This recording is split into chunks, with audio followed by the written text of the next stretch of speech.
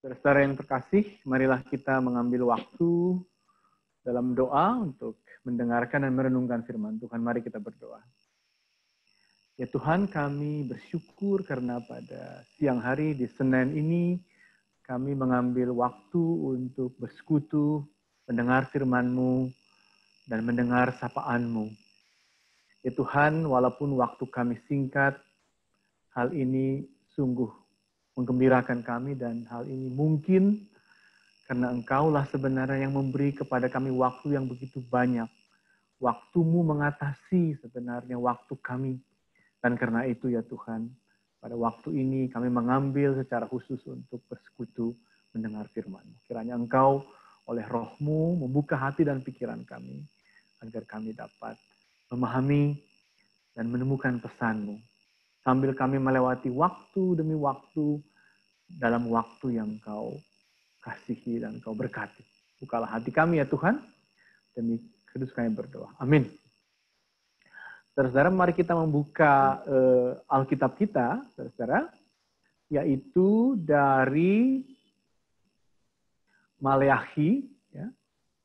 Saya akan share screen. Ya. Maleakhi 3 ayat 16 sampai 18. Saya akan membacakan, saudara-saudara, bahannya, saudara-saudara.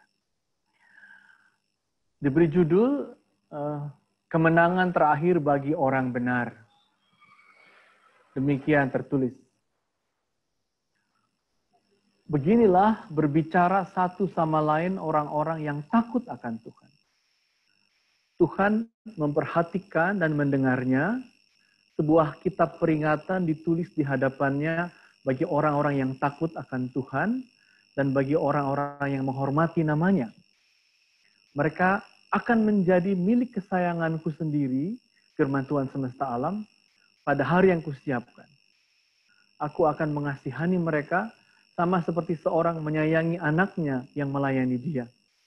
Maka kamu akan melihat kembali perbedaan antara orang benar dan orang fasik, antara orang yang beribadah kepada Allah dan orang-orang yang tidak beribadah kepadanya.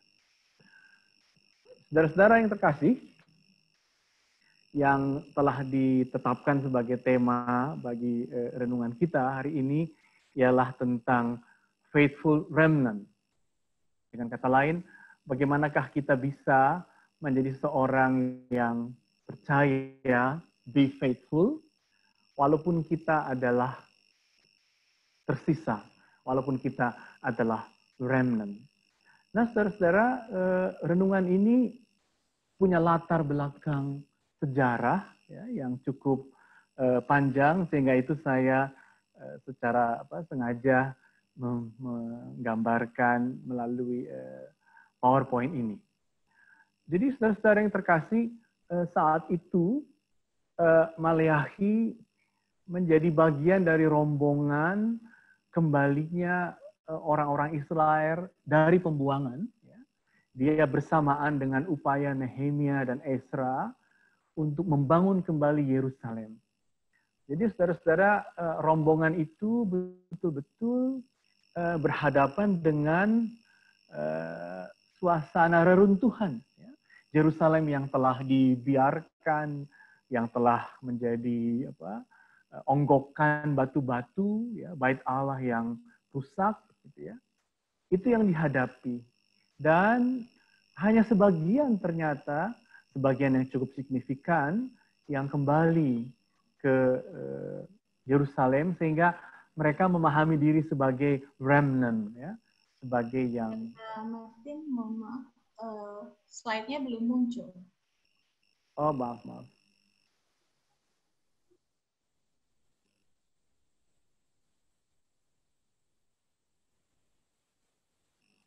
Ya, apakah sudah muncul slide-nya? Belum, Pak. Jadi ke bagian share screen, lalu kemudian Pak Martin ngambil bagian dari layar laptop Pak Martin di bagian mana yang mau di-share. Jadi di... Bentar ya, maaf. Saya kok share screen, ya.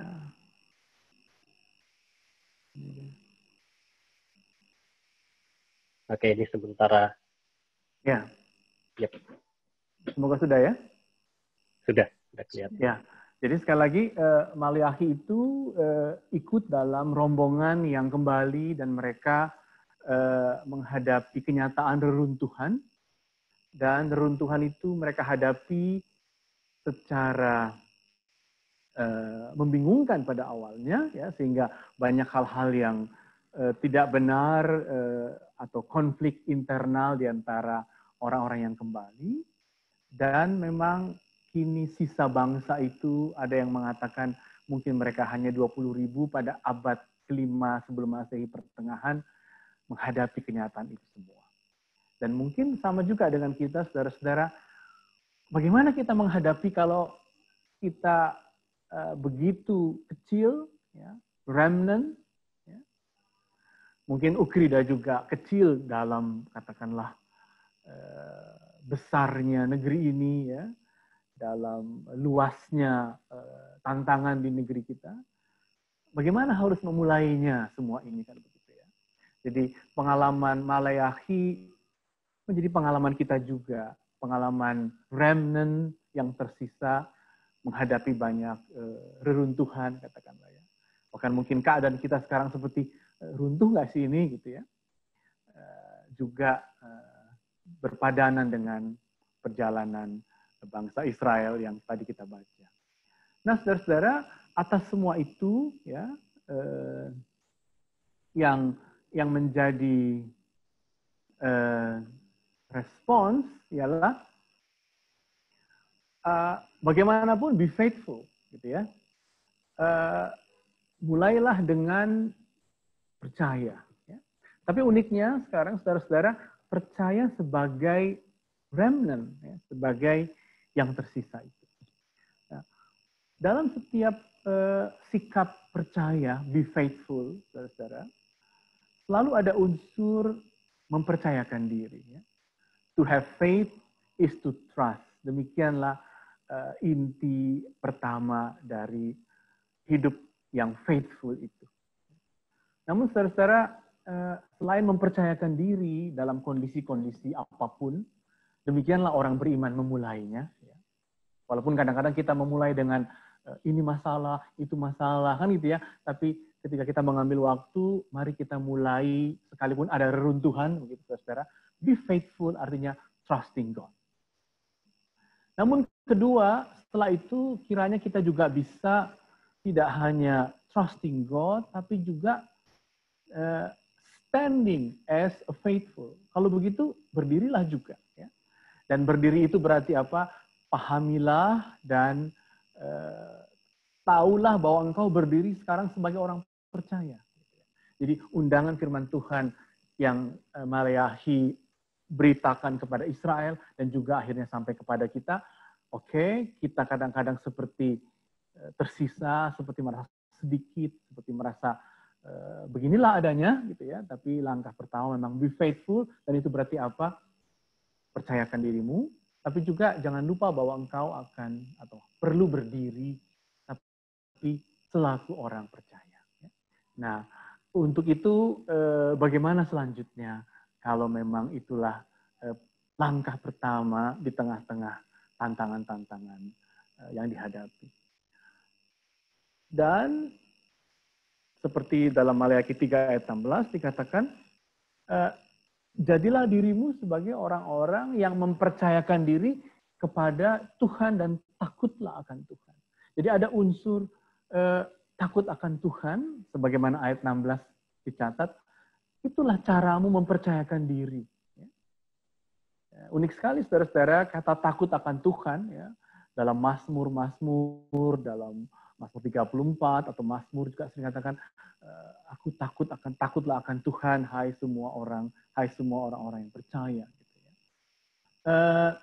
Fear of God, takut akan Tuhan sebagai langkah kita mempercayakan diri, sebenarnya mengandung, tapi juga di ayat itu sudah dikatakan, agar engkau katanya menghormati. Jadi takut itu bukan semacam ketakutan yang bersifat kita hendak menghindar, bukan. Ya. Tapi takut akan Tuhan artinya hormat, dengan kata lain, kita menghadapi Tuhan yang berdaulat. Di sini memang kita harus rela menerima bahwa di hadapan kita, Dia itu berdaulat. Karena itu kita datang dengan takut, dengan hormat, sebab Dia kudus, gitu ya. Sebab Dia mulia. Gitu. Nah, namun syukur saudara-saudara di hadapan Dia yang berdaulat itu, Dia yang punya jarak dengan kita, kan begitu ya. Kita makhluk, Dia Khalik, gitu ya. Kita diciptakannya, Dia pencipta, dan Dia dengan bebas menetapkan kehendaknya, dan kepadanya lah kita mempercayakan diri, tapi dari kedaulatannya itu, dalam hidup beriman, selalu ditunjukkannya kasih setianya. Dan dalam ayat 17 dikatakan, maka kalau engkau datang kepadaku dengan takut dan engkau menjadi remnant, menjadi orang yang walaupun seperti merasakan sedikit sebagai sisa, tapi kalau engkau mempercayakan diri padaku, artinya takut padaku, maka dari percayamu itu, melalui kedaulatanku, kasih setiaku kuberikan kepadamu, seperti seorang bapa yang menyayangi anaknya. Gitu ya. Dengan kata lain, dalam hidup ibadah kita, dalam hidup percaya kita, gitu ya. Kadang-kadang kita seperti mengalami teka-teki akan Tuhan, akan kehendaknya. Tapi poinnya adalah, memang Dia berdaulat. Makanya kita menghadapinya sering seperti teka-teki. Dan kita mempercayakan diri kita akan kehendaknya. Namun sekaligus, saudara-saudara, dalam kedaulatannya itu muncul kasih setianya. Kasih setia seperti Bapa kepada anaknya. Dan karena itulah kemuliaan padanya. Dia yang berdaulat, kata pemazmur. Ya. Jadi apapun yang kualami ya Tuhan dalam hidupku, kemuliaanlah padamu ya Tuhanku yang berdaulat. Sebab dari kedaulatanmu engkau memberi kasih setiamu. Ya. Bahkan kalau kita lanjut sedikit dalam iman Kristen, saudara-saudara, kasih setia itu akan datang dalam Kristus yang menanggung, yang menebus, yang menyelamatkan kita. Ya. Namun permintaan yang pertama dari Maliahi kepada kita orang percaya adalah percayakan, takutlah akan Tuhan, ya, dan kau akan melihat bukan hanya kedaulatannya, kehendaknya, tapi juga engkau akan melihat kasih setianya. Nah, saudara-saudara, setelah itu, ya, kalau kita lanjutkan membaca firman Tuhan, berdirilah setelah itu. Setelah engkau mempercayakan diri, setelah engkau takut, maka sekarang berdirilah. Gitu ya. Namun menarik sekali bahwa menjadi orang yang berdiri sebagai orang yang percaya, yang telah mempercayakan diri, diminta agar kiranya nanti ayat 18, kau bisa melihat perbedaan. Jadi orang yang percaya adalah orang yang juga akhirnya mampu membedakan. To discern. Gitu ya. Untuk membedakan berarti dengan kata lain bisa melakukan penjernihan rohani. Ya. Dalam bahasa Paulus, menguji roh. Dan itu berarti apa? Berarti membutuhkan pengertian dan hikmat agar kita bisa berdiri sebagai orang percaya and discerning what is true and what is untrue. Kira-kira begitu, saudara. Jadi langkah berikut setelah kita mempercayakan diri, setelah kita takut pada Tuhan yang berdaulat, tapi juga yang mengasihi, maka sekarang tugas kita berdirilah. Ya. Sekalipun itu reruntuhan, kamu harus berdiri, tapi ingat kalau kamu berdiri, kiranya kau bisa menguji, discern, dan kau membutuhkan pengertian dan hikmat untuk itu semua. Ya. Namun saya disinilah juga artinya bahwa kita hidup dalam dunia akademis ini. Sebab banyak sekali hal yang kita harus pilah, discern, ya, dengan jernih. Dan dengan demikian kita tahu, oh ini yang benar ya Tuhan. Dan kalaupun aku datang, katanya lagi pada ayat 18, saudara-saudara, kalau kita pun beribadah kepadanya, kita beribadah tidak sebagai orang fasik juga. Ya.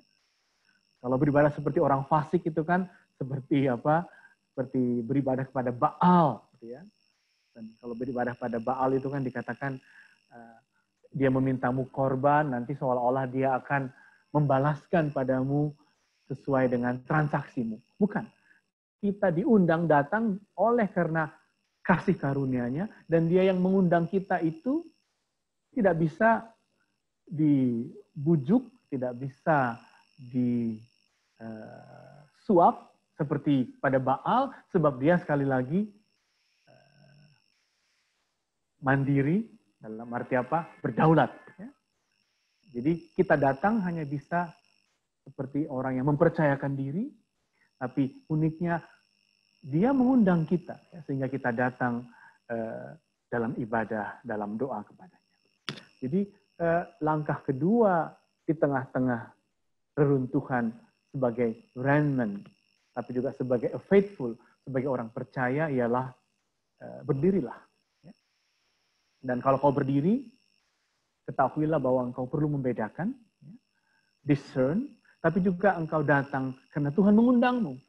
Bukan engkau datang padanya agar seperti orang-orang fasik yang beribadah, tapi sebenarnya tidak beribadah, tapi sebenarnya sedang bertransaksi saja kepada Baal.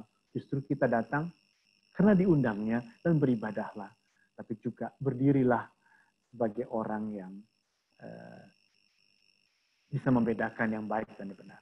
Dan ingat saudara-saudara, dalam ibadah Kristen kan sebenarnya 2 kali kita datang, ya, ke depan maksudnya.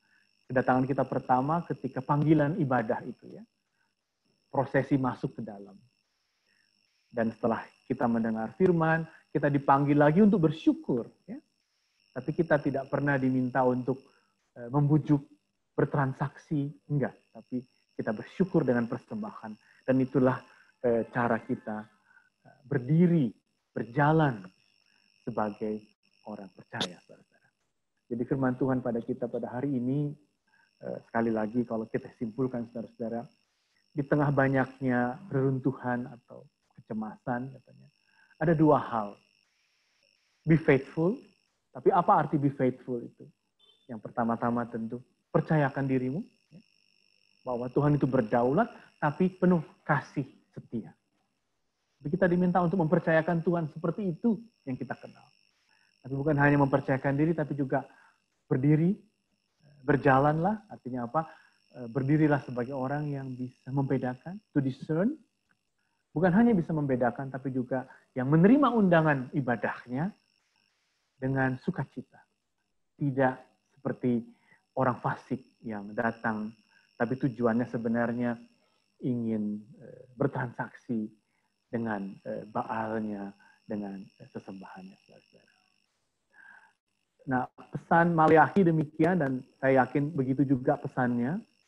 Dan kalau kita katakanlah mau melanjut lebih jauh lagi, kita bisa juga katakan bahwa sebenarnya model kehidupan kita Ukrida ini, gitu ya, tentu faithful, dan dalam being faithful, dalam hidup percaya kita banyaklah yang katakanlah reruntuhan, banyaklah problem, ya. Tapi be a pioneer, ya. Pioneering something, ya. Peloporilah sesuatu. Ya. Itulah langkahmu. Jadi selain kita telah mempercayakan diri as a faithful di tengah banyaknya soal, langkahmu itu ya be a pioneer, pioneering something. Saya juga misalnya pernah ke Satya Wacana, ya, itu Ukrida, UKSW kan sama-sama Universitas Kristen, ya, dan mungkin didirikan juga dalam spirit yang sama. Mereka bahkan dengan terus terang mengatakan we are a creative minority, a creative remnant, ya, a faithful creative remnant. Ya.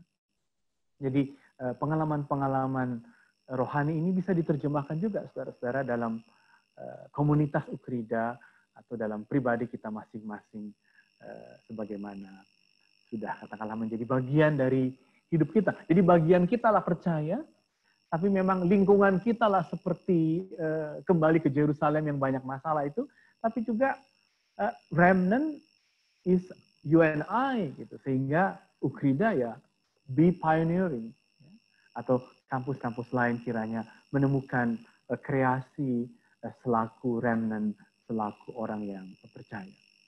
Nah, saudara-saudara, saya pernah juga berkunjung, mungkin saudara juga pernah berkunjung ke sini ya, dan mungkin saudara juga datang, jangan-jangan ada yang datang dari desa ini, gitu ya. Jadi saya kaget sekali karena di gereja Bali itu, saudara-saudara, salibnya itu bengkok begitu. Lalu saya bertanya kenapa sampai gereja kok salibnya bengkok? Apakah karena ada masalah? Lalu mereka mengatakan ini sebenarnya perjalanan katakanlah seperti sisa. Jadi orang Bali itu dulu ketika menjadi Kristen, saudara-saudara, mereka tanda kutip dibuang ke arah barat, dekat ke Banyuwangi, tapi tetap di dekat namanya Negara, ya. Karena mereka beranggapan bahwa kalau kamu menjadi Kristen, kau tidak boleh dekat Gunung Suci atau Gunung Agung, ya. Sehingga mereka disuruh ke sebelah barat, dan mereka memang disuruh ke sana seperti terbuang, seperti sisa yang terbuang, ya. Lalu mereka dibayangkan mereka akan sakit oleh malaria dan binatang buas, gitu ya. Tapi dengan perjalanan yang dimulai dalam iman as a faithful, gitu ya, dan perjalanan kaki itu melelahkan sekali sehingga memang kaki mereka seperti kaki Kristus katanya yang harus ditekuk karena sakit, gitu ya. Lalu mereka menempuhnya, tapi mereka akhirnya mengatakan kami bisa membangun, dan sekarang itu menjadi the dancing cross, ya, salib yang menari, tidak lagi yang ditekuk karena sakit, ya. Lalu mereka mengatakan inilah sekarang kami di desa Blimbing Sari, gitu ya, dan menjadi desa terbaik, desa wisata se-Bali, ya. Dan mereka mengatakan ini semua terjadi karena kami berserah, ya. Melewati jalan kami berdiri, ya, melewati reruntuhan, dan kesetiaan Tuhan ada, dan bahkan mereka di gerejanya, saudara-saudara yang ada fotonya itu, mereka mengatakan kami telah bertemu dengan apa yang Tuhan janjikan, ya, sama seperti Maleakhi juga kan, Tuhan akan menjanjikan padamu kalau engkau takut, dan kalau engkau juga bisa membedakan, kalau engkau juga menjalani hidup ini. Dan mereka mengatakan inilah kami telah bertemu dengan janji itu, dan kiranya semua orang datang katanya, ya, untuk menikmati kesejahteraan, dan barangkali juga kita berharap agar orang datang ke dalam komunitas kita, ke gereja, ke Ukrida, ya. Tapi sekali lagi saudara-saudara, pesannya adalah memang apapun peristiwa itu, be faithful. Percayakan dirimu, sekalipun kita ini seperti remnant, seperti sedikit, tapi tempuhlah itu. Ya. Dan kalau kita menempuhnya, marilah kita dengan hikmat, discern semua itu, dan kiranya seperti pengalaman iman, seperti pengalaman semua orang, kita bisa bertemu dengan janji itu, bertemu dengan berkat Tuhan sebagai orang percaya, sebagai orang yang mempercayakan diri, tapi juga menempuh perjalanan kita. Amin, saudara-saudara. Mari kita menutup dalam doa. Ya Tuhan, kami bersyukur karena kami telah Kau kuatkan untuk menempuh perjalanan iman kami. Dan kami percaya Engkau akan menunjukkan kepada kami selalu kasih-Mu di perjalanan kami. Selaku remnant, selaku yang tersisa, tapi juga selaku orang yang Kau sayangi, selaku orang yang Kau kasihi. Demi Kristus kami berdoa. Amin.